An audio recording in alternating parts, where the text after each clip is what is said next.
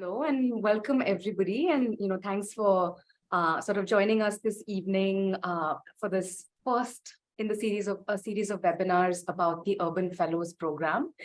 I would like to just start by introducing myself and my co-panelist Vikas. I am Shreya Anand. I'm one of the faculty members of the program and have been involved in designing the curriculum as well as the admissions process from the last many years. My teaching in the program is focused mostly on economic development, on questions of employment, as well as on teaching quantitative data methods. So we will today, for the purpose of the webinar, we will start by introducing, giving a general overview to the program itself, and then we will follow it up with more specific information on the admissions and scholarship. So I'll just request Vikas to introduce himself and then we can get started. Yeah, thanks, Shreya. Hi, everybody. I'm Vikas. I'm also part of the faculty over here, and I work with the academics and research team at IIHS.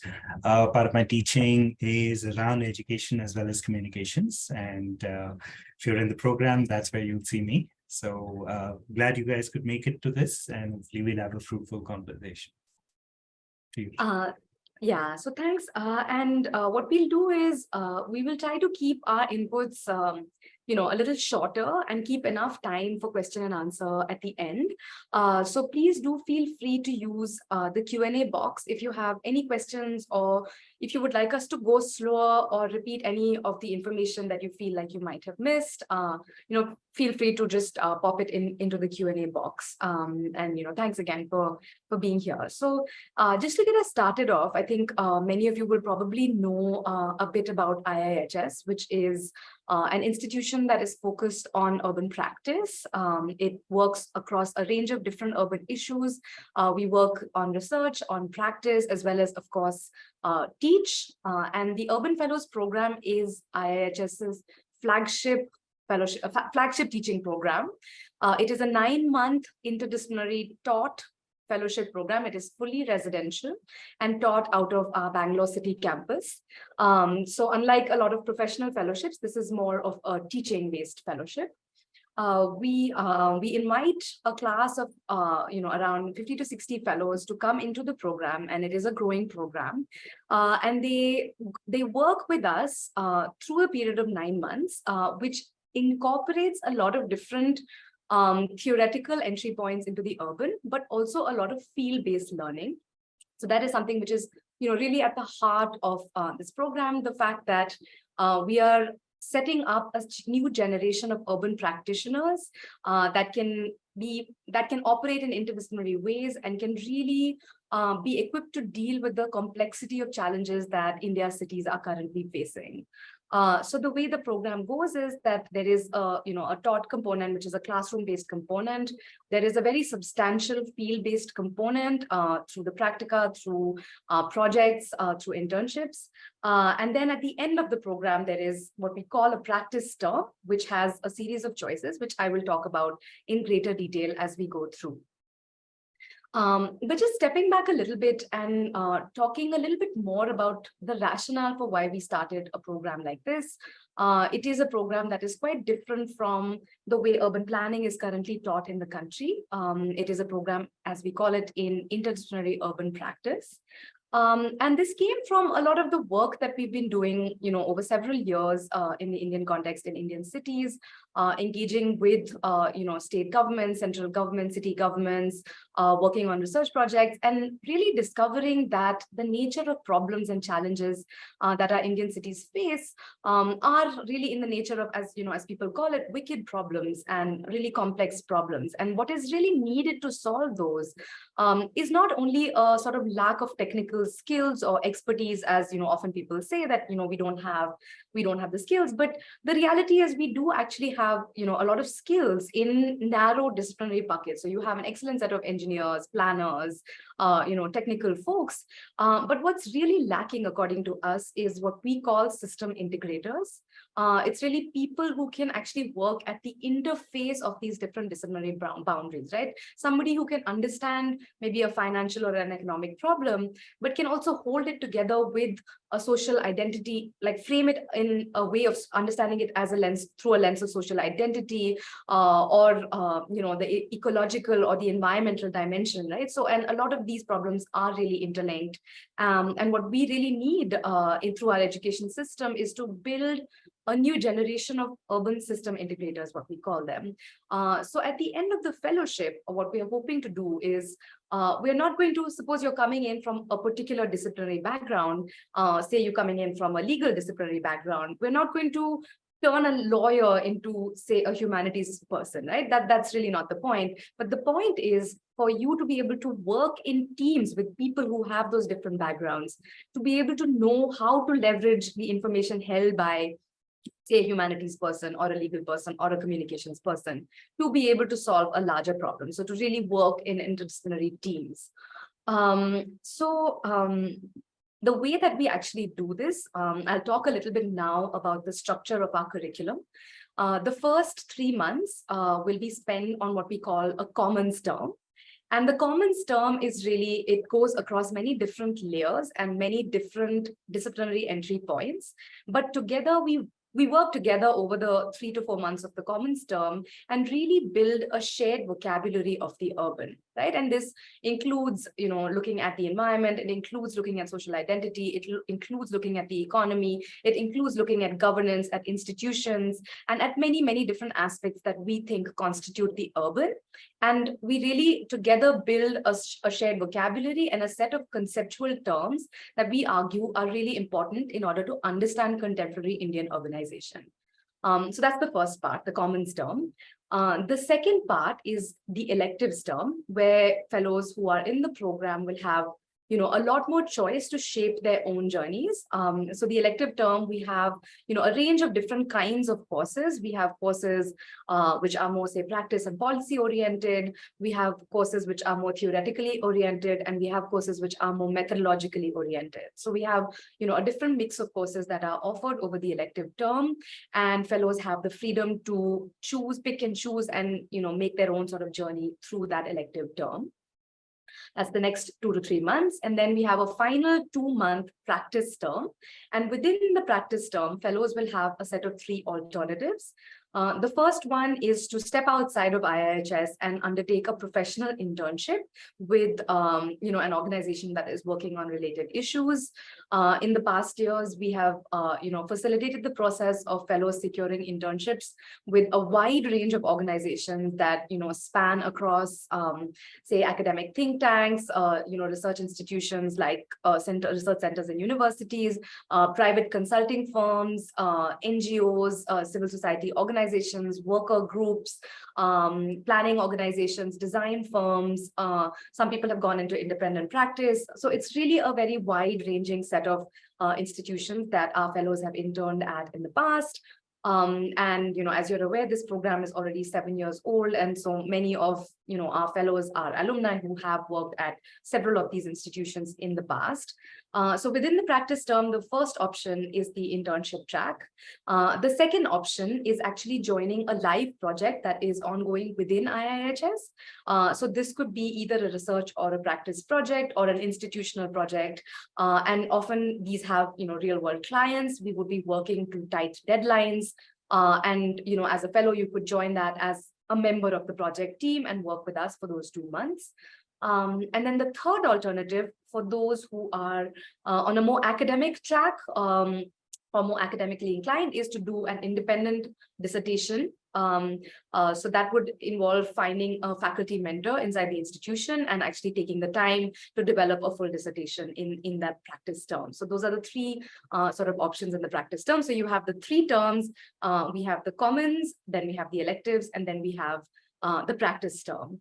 Now, throughout the commons term, as I had mentioned earlier, we have a very substantial field-based component. And this is in the form of the practica, where fellows will work together in teams in the field to really link the concepts that are being talked about in the classroom during the commons term with what's really happening on the ground. And this is a really substantial part of the overall experience of the UFP, where it isn't really only a theoretical course, but really has a very substantial, field-based and ground-up presence.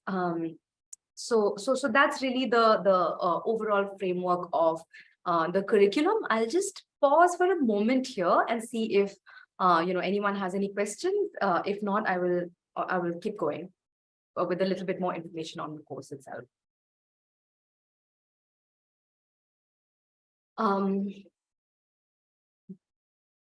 Folks can type in their questions in the Q&A box. If not, I'll sort of continue going for another maybe 5 minutes or so, and then hand over to Vikas, for the specifics on the admissions process.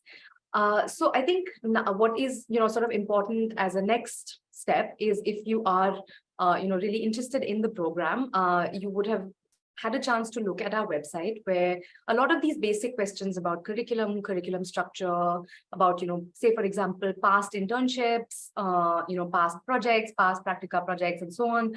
You will find a lot of this information on the website. The other thing to really keep in mind is really the timelines.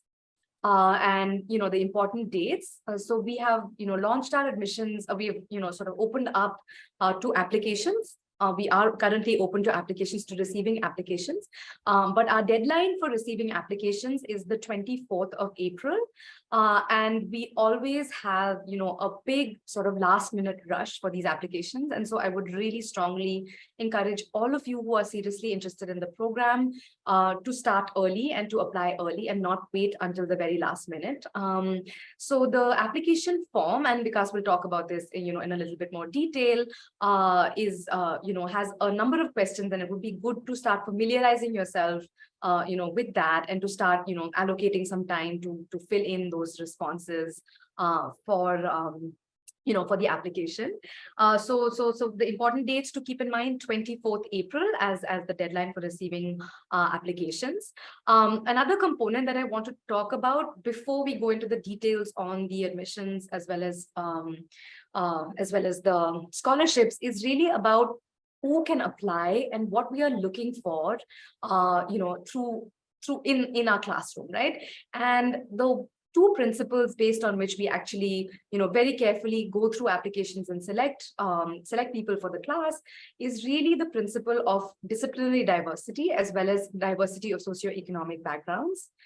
So you are, welcome to apply into the program from any disciplinary background, and we consciously make an effort to make sure that the class consists of people of many different disciplinary backgrounds, because part of the learning that happens inside the classroom is when you are able to work with folks from different disciplinary backgrounds than yourselves. So that's one aspect. And the second aspect is, people coming into the program with a very diverse set of life experiences. So for example, people coming in from non-metropolitan cities, from, regions that are not typically, represented in our classroom. And so that is a second aspect of our admissions process. So I'm going to just pause to take some of the questions in the Q&A box. So we have a question on language barriers in the practica component.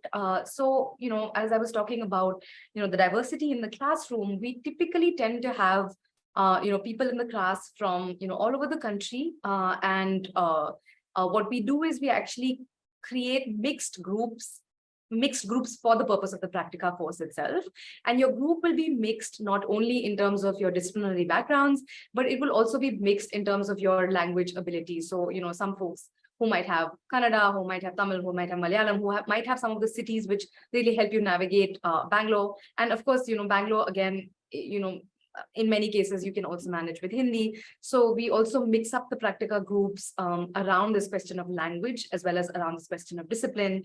And what we've found over the past years is that, the practica becomes, an incredibly rich learning moment, through the course, not only because you're doing, mixing theory with practice, but you're also mixing across disciplinary boundaries and really learning to talk and work together across disciplinary boundaries, as well as this question of, diversity of life experience, diversity of language, and diversity of, all of these different aspects. So it is really a very formative learning moment in the course itself. So thank you for that question. Divisha, thank you for your question on the application form. We will come to that in the second section. I think Vikas will be talking a little bit about the application process itself, and so then we can take this question in detail then. Just one last aspect I wanted to say about the eligibility criteria and who can apply before then handing off to Vikas. So we are open to accepting applications from anyone who is under the age of 30. You can have an undergraduate degree or a postgraduate degree, or you could have completed full schooling and actually had substantial work experience post that. So we're also open to applications from people who have not had, say, postgraduate education, but as long as there is, substantial experience that you can talk about in your application form. So you can apply from any disciplinary background, and you can apply, as long as you're under the age of 30. Those are our two eligibility criteria. So I think I'll now pause and hand over to Vikas to talk a little bit more about the admissions as well as the scholarship process. And as you continue listening, feel free to drop your questions into the Q&A box. And we will also just be sharing some resource links here from our website, which are resources that you can continue to refer to as you proceed through this process. All right, thanks so much, Shreya. So yeah, I'll get into the details a little bit. Like Shreya mentioned, it is a program that is sort of in some senses universal, and you can apply from any kind of space that you come from, both disciplinary, geographic, or any other kind of difference that you think. It is quite inclusive in that sense. The admissions, the application process particularly, it is driven through our website. That's the only place where you'll find the link. And please do visit the website, familiarize yourself with the program, the components of the program, as best as you can. And there are two major components of the submission application process overall, right? The first component is the online application form itself. And the second component is the interview process, right? So we take each of those separately. The application process, and those of you who have already attempted and started seeing the form, will see that it is quite comprehensive in some senses, but not difficult to fill. And so I think, like Shreya was mentioning, it would be useful to start early enough and to be able to take your time with all the components of the program. You can save the form online and come back to where you had left it off. There are 4 major parts to the application form. Essentially, it asks you about your personal information at the beginning. The second part talks about the educational component of your experience. And the third part talks about or asks for information on work experience, internships, volunteer work. And the fourth part, which is really the most critical part of the application, is the essays. Right. So I won't spend too much time on the first 3 parts, which is essentially an information dump in some senses, but also, especially for the third part, which has to do with your work experience and your volunteer work or your internship work. Please do spend some time on it. Try and capture as best as you can things that reflect your capacities and your capabilities, and the ways in which that would be useful both for you as well as the program itself, right? And the fourth part, which is the essays part, is the most important part. This year we have 3 separate essays, and all 3 of them are mandatory. So please remember that when you're filling out the application form. The essays are actually directed at trying to get at very specific sort of components of your experience and your capacities in that sense. So one part of the program, one essay actually asks you about your interest in the program. The second essay asks you about your interest in the urban. And that's a nuanced difference, but please try and sort of keep that in mind when you work with those 2 essays. And the third essay, sorry about that. The third essay is the analytical essay. you'll have a set, choices over there, set questions that you can pick and choose. They're quite varied. They speak to different types of disciplines, different types of knowing, different types of writing, and different types of methodologies that you work with. Choose what you can do best at and respond to that problem statement over there, okay? And I mean, if you're on the application form, you'll see what that is. What we are really looking for is a way to understand how you think about issues and how you think about problems. So in most cases, there aren't right or wrong answers. But what's really important is your thought process. And if you can showcase that, that'll be great. Then the final part of that is the sample of work. And I think this was the question that Divish also brought up. So your sample of work doesn't need to be only an academic piece of writing. In most cases, we do get a lot of academic pieces of writing, and that's fine. Sorry. That's fine. I'm just going to. So academic pieces of writing are fine. There's not a problem at all. But if you come from a different disciplinary space, and if you come from a different type of practice where things like blogs and writings in the media, or even visual representations of your work, photographs, photo essays, even videos, clips, I mean, they have to be relevant to the kind of work that you do and the kind of work that you would like to do, right? So keep that in mind, but the kind of things that you can upload, there's really no limit to that.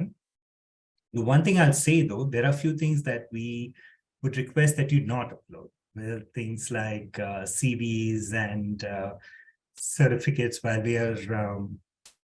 we're glad to see your CV and congratulate you on all the certificates that you earn, it doesn't tell us much about your capacities and your capabilities. So I would request that you find something that actually showcases you as best as possible and put that out.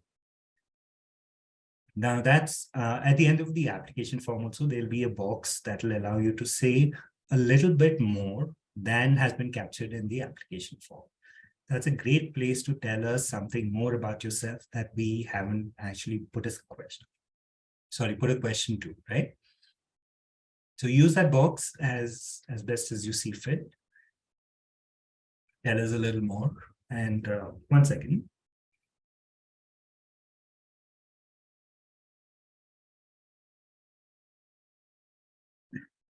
No worries. I just wanted to add one more aspect, which is that the forms, the questions that are there in the form, the essay questions, just adding one more aspect.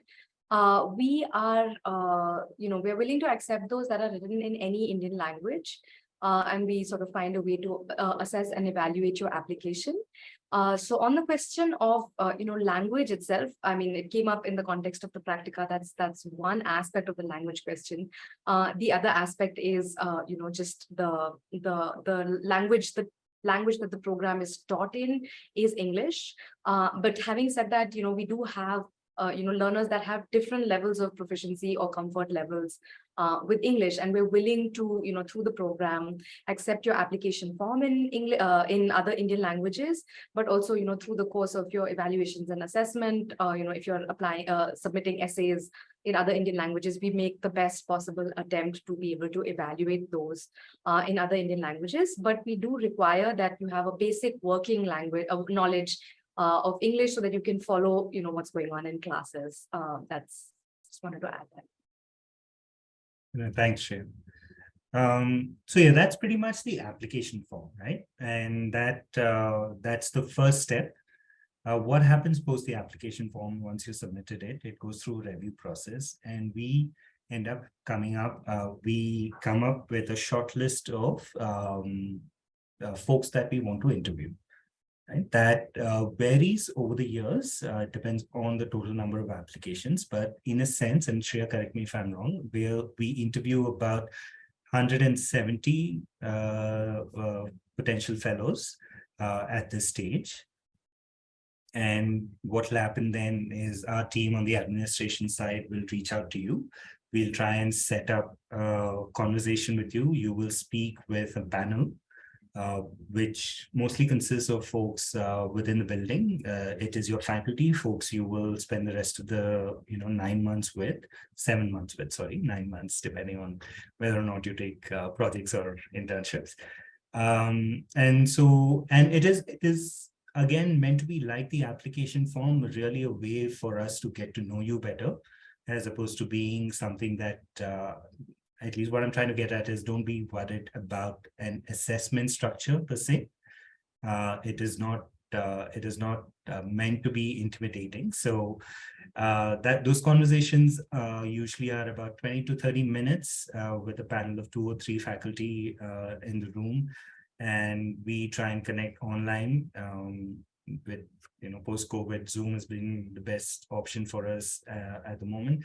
But for some reason, if we can't do it all that, and sometimes it has to do with internet connectivity, it has to do with geographic locations we are at, we are happy to do this over the phone as well. But it's a rare,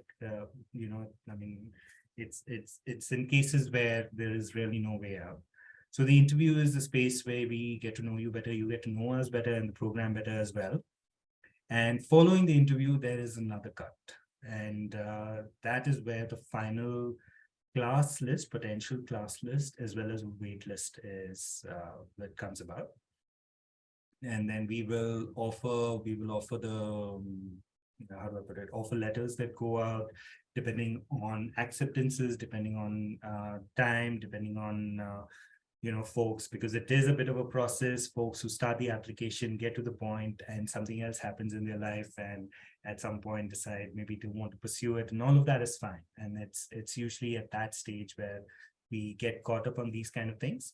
And post interview, once the final list is done and when the offer letters go out, that eventually is the class, and that pretty much covers the process part of it. Right? That is what the admissions and submission process looks like. I'm going to take a moment over here because there's a hand up. Mananda, I don't know if you can speak or if you would prefer to type your question out.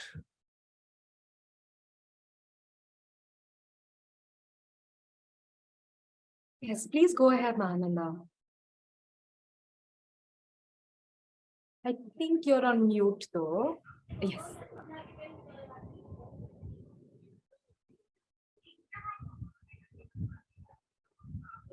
Please go ahead.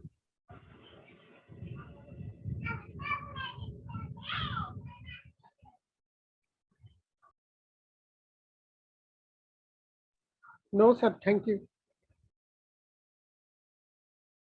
Okay. Again, just as a reminder, feel free to sort of put your questions in the Q&A box. So as far as the process of the application and submission goes, this is pretty much it, right? And Shreya has already spoken to you about the dates, the key dates that are important, but also for the application process. If I don't know if Shreya mentioned this, but we will get done with the submission system by the 24th, and we intend to get the interviews going by end of May or early June. That's the point when the interviews get done.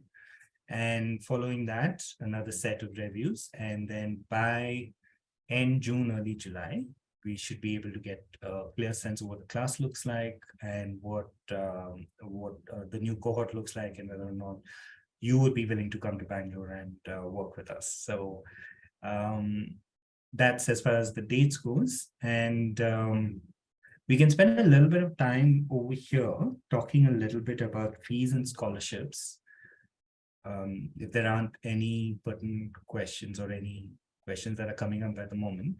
So this information is actually basically on the website. So I'm pretty much reiterating what is there on the website. Our fee structure is at 2.3 plus 2.3 lakhs plus GST. But what I would also like to emphasize that we are a scholarship-based program and we're a needs-blind program. What that means is essentially if you get past the stages of the process of the the submission and application submission system, you will get a chance to apply for scholarships. You'll get a chance to indicate that there is a very strong need for scholarship. And that scholarship itself is also structured in very particular ways. And I'll just sort of broadly talk about this. We have a set of scholarships that's available for students who can show sufficient evidence for need, right? If you can show sufficient evidence and have a pressing need for scholarship to attend the program, we're committed to providing that scholarship. And the scholarship structure is also based on evidence as well as a point system. And so there are graded scholarships that are awarded, right? So you can get full scholarship and you can also get a partial scholarship. The third thing that I want to emphasize is there is also a sort of a living stipend system that is built into the program. Now, this is very limited, and this is available for students who have real need of the living stipend. This is above the scholarship that is provided. It allows folks to come to Bangalore and at least alleviate some of the expenses that folks might incur when coming to Bangalore. Right? Then we provide that scholarship through the program. One other cost component that I need to emphasize over here is that you are also required to provide a 20,000 security deposit, which is refundable, right? But it just allows us to hold the seat for you as we go through the process. The other pertinent thing over here is that the fees is payable in 3 different installments. Now, apart from the fees, there are different kinds of things that are embedded within the program itself. For instance, housing is taken care of. And we also take care of most of the food requirements, because since you will be on campus, breakfast and lunch is provided over here.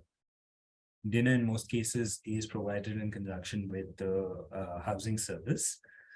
But this is only for the for the weekdays. The weekends and any other expenses that are outside of the program have to be borne by the fellows.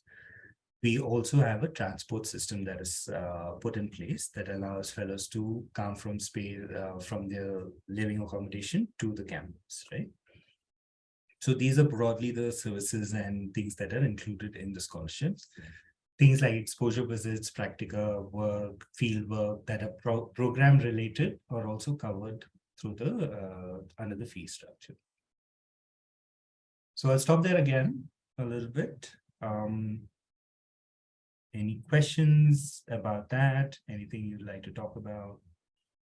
We can also have a sort of a freewheeling conversation if that's what folks would like to engage with.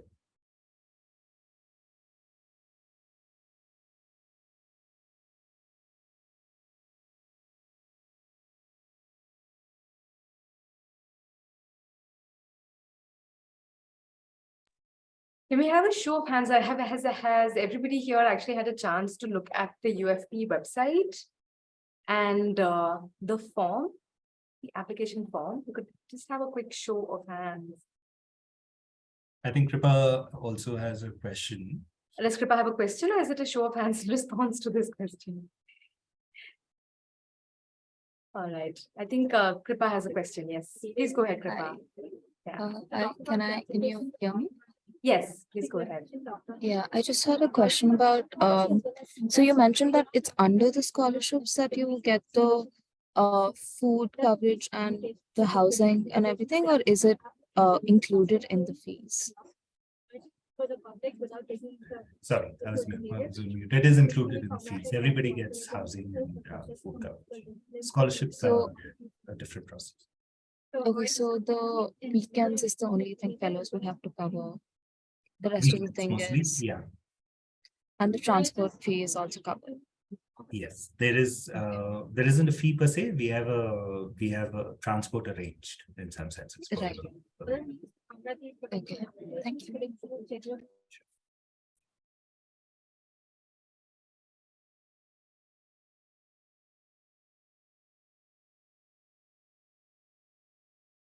So I think a lot of folks have spent time on, sorry, unless those are questions. Sai Ganesh and Skanda. Yeah, hello, am I audible? Yes, go please. ahead. Yeah, good evening. My question is like regarding our submission of this our work. I mean, academic or any visual representation.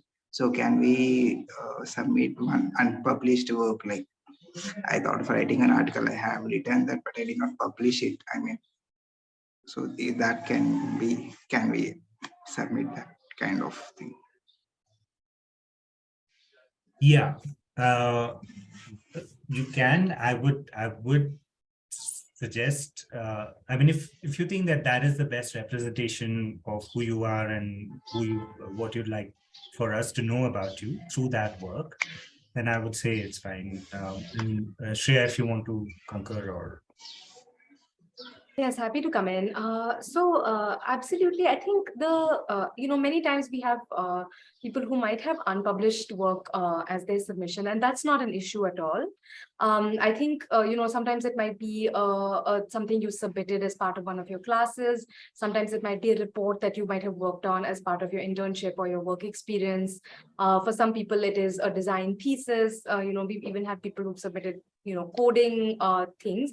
I think what is important is, we have a section in the form below the statement of work, below the sample of work, which says, if you could just outline, your contribution there. So I think, if there is an unpublished piece of work that you feel really strongly about, and you've thought about it, you've put in that effort, it's great. We would be more than happy to see it, but it might be nice in the accompanying notes to just, maybe talk a little bit about your motivation in writing that, or why you feel like, that is really the best reflection of what you're submitting to us, because often that gives us this perspective with which we can assess the sample of work. So please do go ahead and use that additional text box to talk about, why you have chosen this work and what it represents to you. And if you have a plan to submit it for publication in the future, that would be a good place to mention that, if that's something you are considering. But that's fine. Even if you're not considering that, that's not a constraint.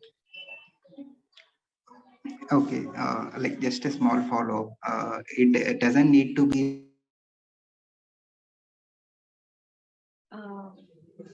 Yeah, could you repeat, please?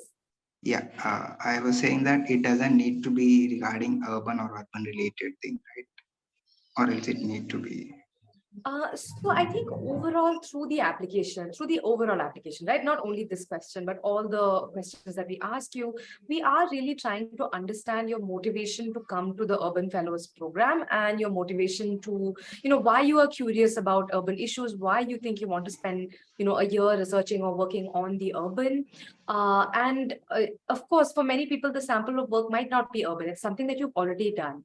But I think the important thing for us is to use the sample of work along with the other essays you've written to assess your journey so far, and how your journey so far brings you to this program, and it makes you a good fit for the program, and it makes the program a good fit for you. So I think as long as across the essays as well as the sample of work, you're able to tell us that story and convince us that, this is the program for you, then, absolutely. I don't think it is a requirement that the sample of work needs to already engage with urban issues, but it does need to engage with something which, you have been thinking about, which has brought you to work on the urban, right? So, it might be something on health or education. It could be something from a different field as such.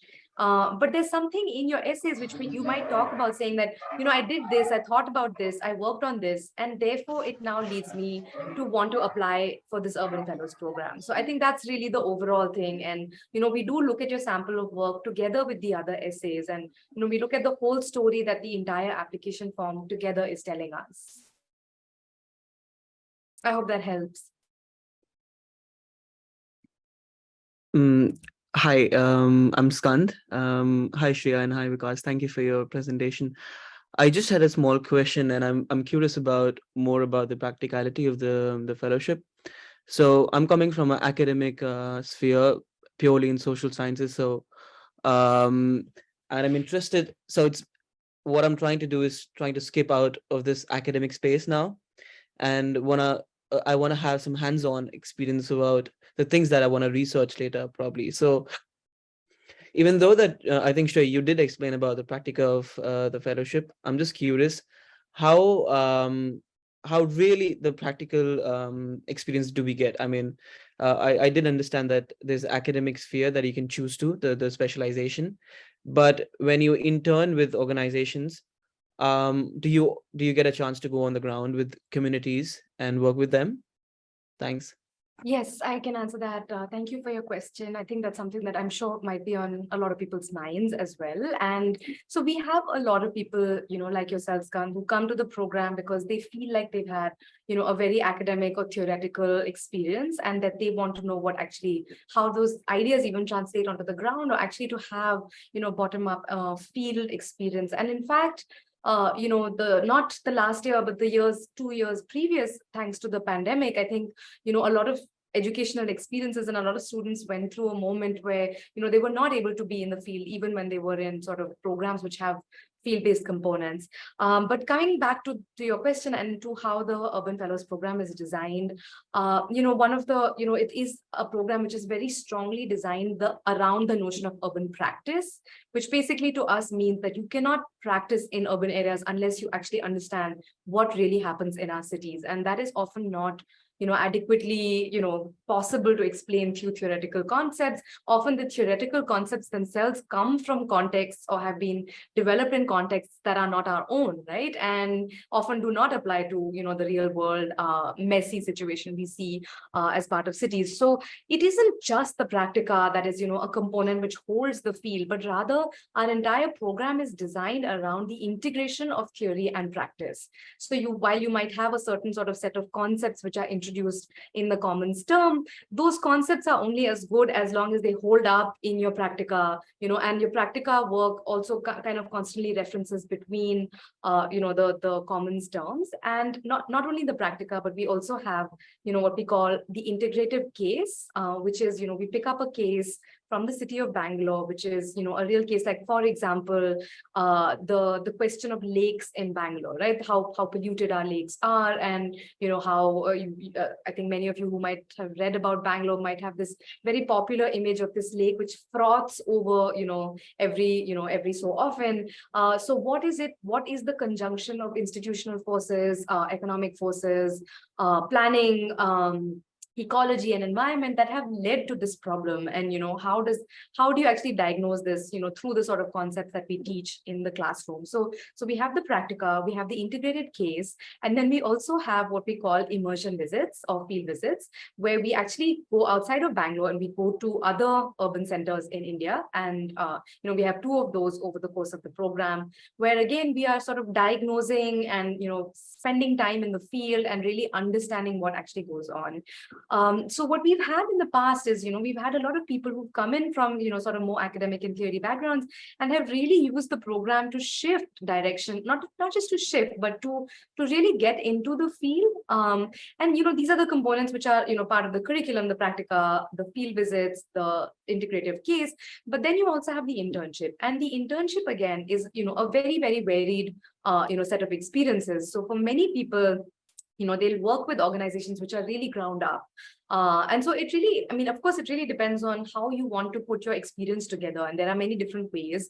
So, like you yourself said, of course, you could do a dissertation if you wanted, but if you prefer to get field experience, you could choose an internship with a field-based organization. And many, many of our alumni have done that in the past. And, many of them have continued into jobs, after their internships, with very strong ground up field-based organizations. So I would say if that, is a priority for you, it's absolutely the right place in terms of having, a deep commitment to the field throughout all aspects of the program. Thanks. Thank you so much for that answer. Yeah.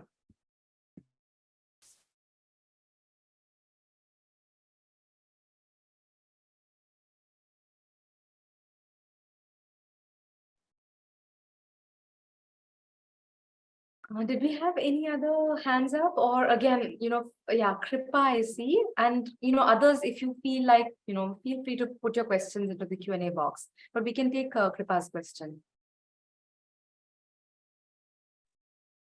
Hi, am I audible?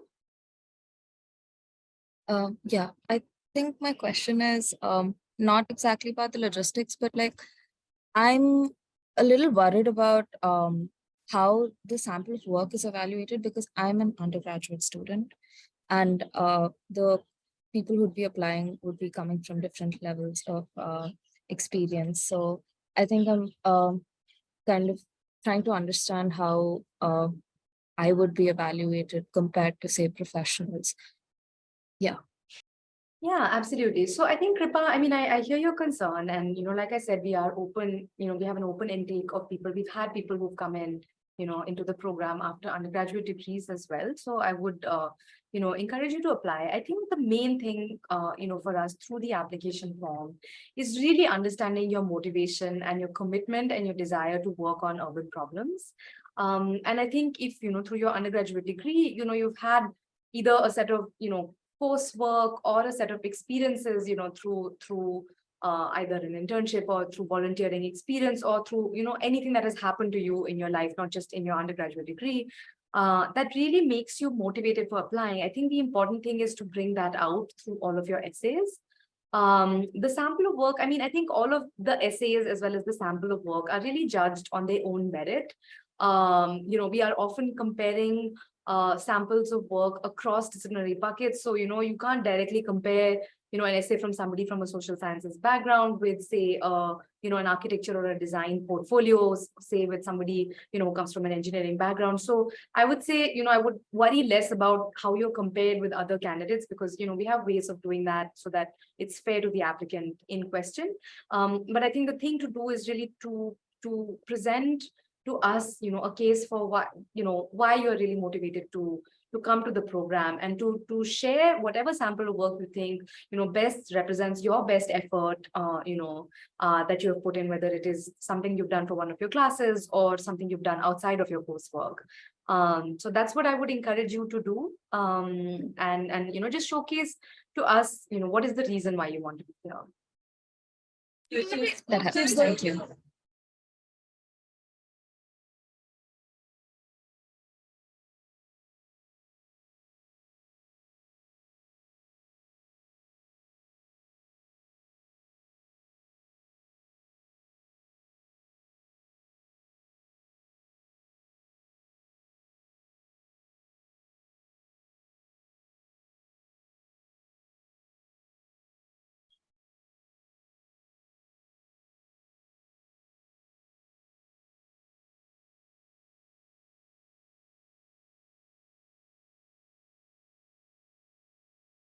Shreya, there's a question in the chat, I mean, in the Q&A box.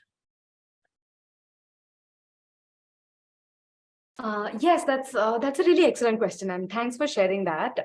So we are more than happy to sort of take something which is a compilation. I think what we would really encourage you to do is to, again, like I said, to use the either to sort of design the compilation in a way where you're able to explain to us what this is drawing on. So suppose it's 3 parts, to have, maybe a covering page which tells us what these 3 different parts came from or what they sort of, represent. And or use the sort of comments box at the end of the sample of work, which basically, tells us why you chose those or, what you thought about those different samples of work. So compilation is not a problem. I think that would be more than welcome, as long as you just help us navigate it. So it's not, it's not confusing to follow.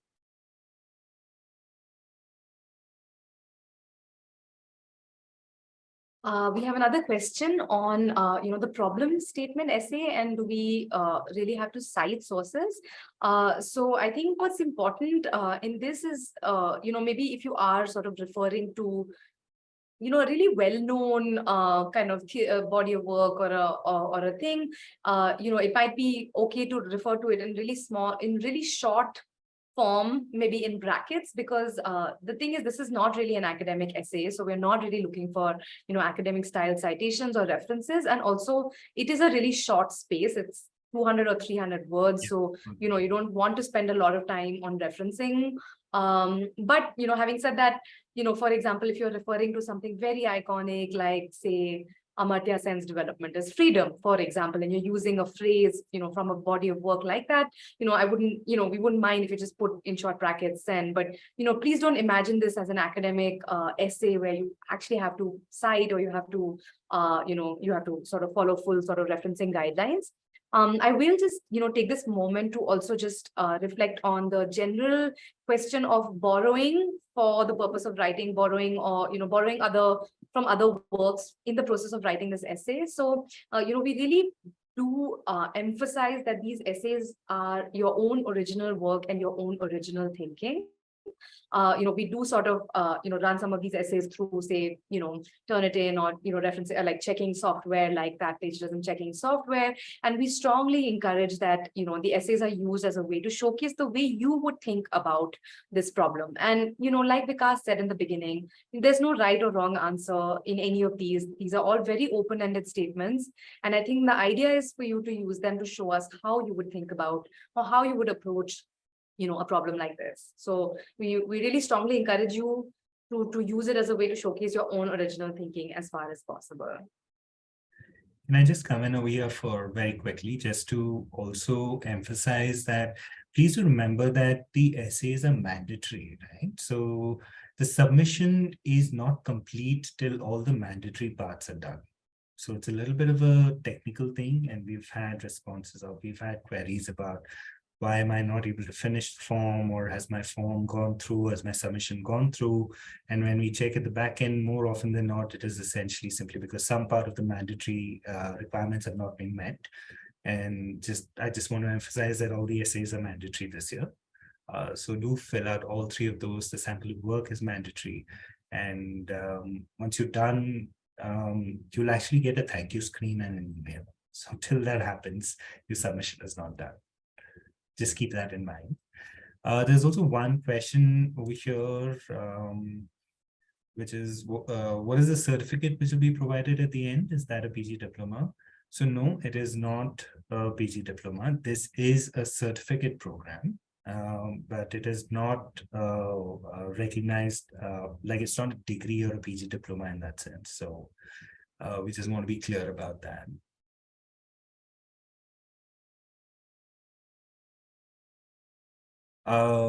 There's also a question that says, I had submitted my work, but that has not come in. Please do reach out to us on the phone or the email ID, and we'll do a back-end check on that.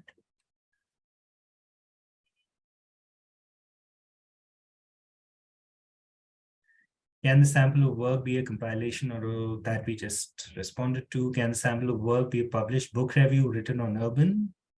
Yes, doesn't have to be a research paper or dissertation.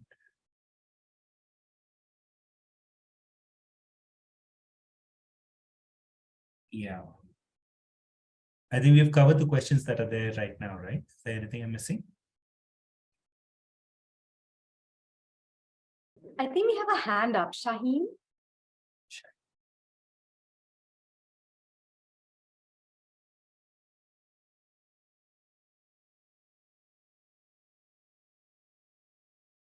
I think, can we allow Shaheen to speak?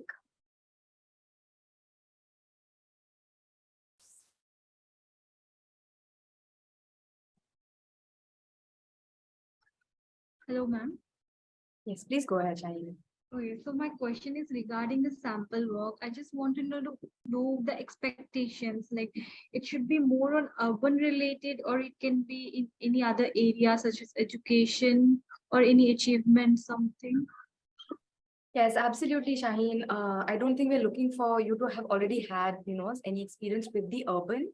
But the important thing is to use the sample of work to really supplement the rest of your application, which is telling us why you want to come to this program or why you want to work on the urban. So if you had, something that you did in the education sphere, which connects to your current interest in, wanting to work on the urban, that would be fantastic. So please feel free to use work that you have already done, whether or not it directly speaks to the urban, but please imagine how this speaks to the rest of your application form and, what you're telling us about your motivations to work on the urban and how it can connect to that. So that we can really get a full picture of you and, you as an applicant and your motivation to come to the program. Okay, ma'am. Thank you. There are a couple of questions about recording. This will be recorded and put up on the website, but I don't think we'll be sharing this over email, so you could visit the website. Yes, and I believe it's also on LinkedIn. Sorry, am I? I No, don't it's not. think that's- Okay. yeah. Okay, it's yes, but it will be made available later. I think there is a recording of this that will be made available later. So we have, a couple of minutes or so on left. So we have, one new question which has just come in. But we will be, closing in another 2-3 minutes. So please do pop in your questions right now if you have any.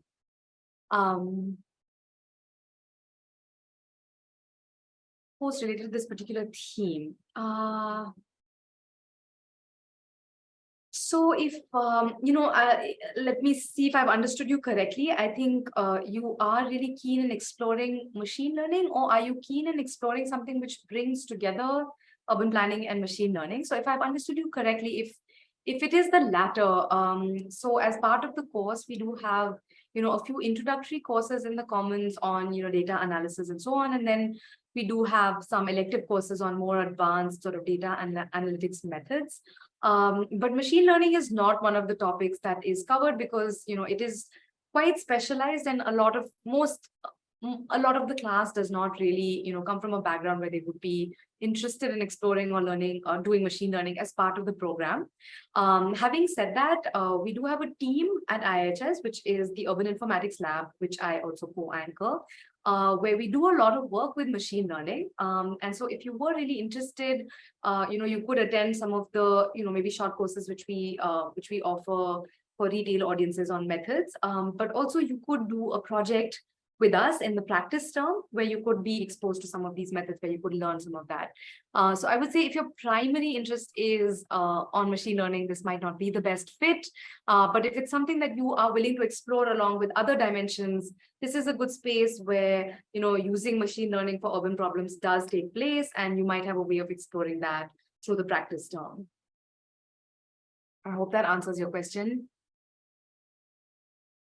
There's one more on multiple sample of works in the same file. I think you would have to, that it wouldn't work quite like that. You can upload one file, and there's also a size limit on the file that you can upload.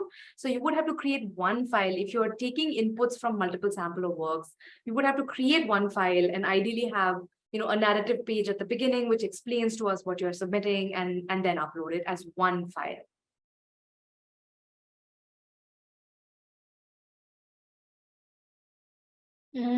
I thought, did I see a hand up? No. Skand had his hand up again? Or no, that's fine. So we just, if there's any one last question, otherwise, a big thank you for all of you to take the time to come. As we said, the recording of this would be available later, in case some of your friends or other applicants were not able to join us, you could point them to that recording. And as we said, a lot of this information is up on our website, and we are going to continue to have a series of webinars over the coming month of April, as well as, Instagram Ask Me Anything sessions. So as long as you keep sort of tuned into our social media feeds, you will sort of, see the announcements for those. So please, please do keep following that. I think we have one last question, which we'll take, and then we will close. So the question is on what kind of job or research opportunities one can expect after the completion of the program.